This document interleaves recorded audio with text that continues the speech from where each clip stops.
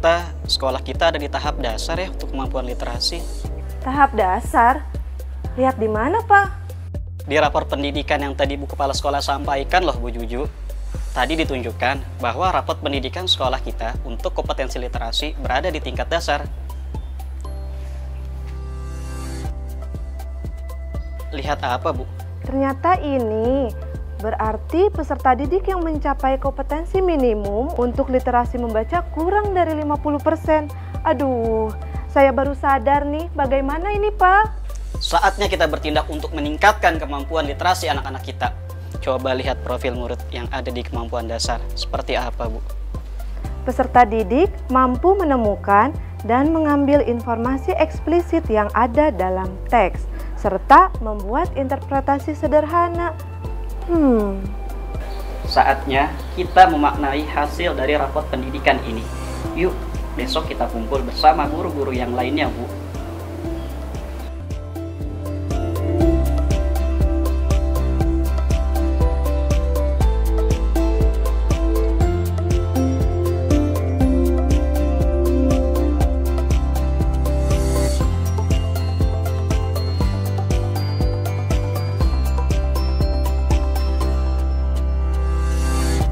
Agenda kita hari ini adalah diskusi terkait bagaimana memaknai hasil dari rapot pendidikan, terutama terkait kompetensi literasi kita yang berada pada posisi di bawah kompetensi minimum.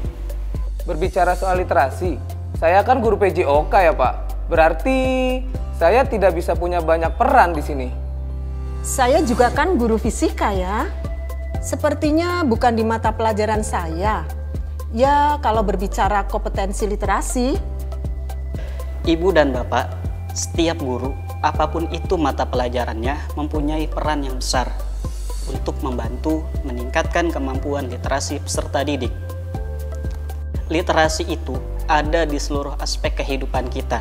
Aktivitas membaca, memahami teks, menginterpretasi, mengevaluasi, hingga merefleksikan informasi dari teks itu.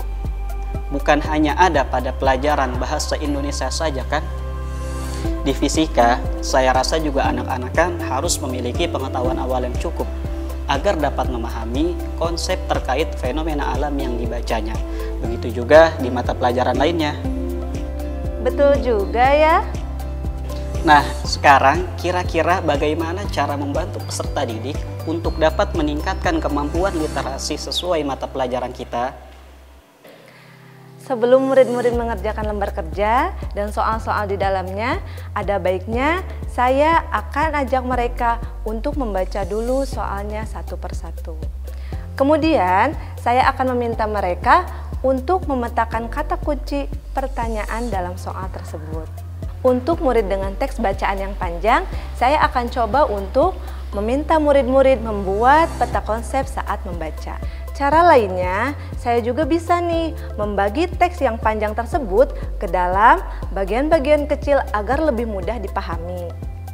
Kedepannya, saya akan mencari bahan ajar dengan panjang teks bervariasi mulai dari teks pendek yang dipadukan dengan gambar, kemudian teks yang bertambah panjangnya dan meningkat kompleksitasnya.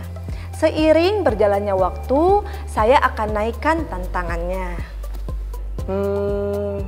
Kalau begitu, pada pelajaran PJOK nantinya, sebelum saya mengajarkan suatu konsep atau praktik, saya akan ajak mereka untuk membaca artikel atau biografi atlet.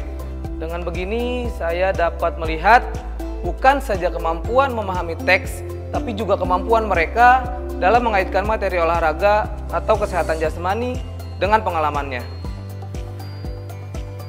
Iya ya. Dengan kegiatan seperti ini, murid-murid akan memahami manfaat belajar tentang kebugaran. Mereka juga jadi belajar nilai-nilai kehidupan yang dapat dipelajari dari perjuangan seorang atlet.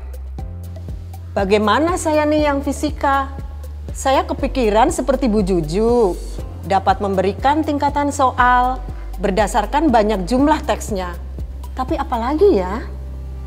Bagaimana dengan mengajak anak untuk berpikir tentang manfaat mempelajari fenomena alam, Bu? Fisika itu kan tidak jauh-jauh dari aktivitas kita sehari-hari ya.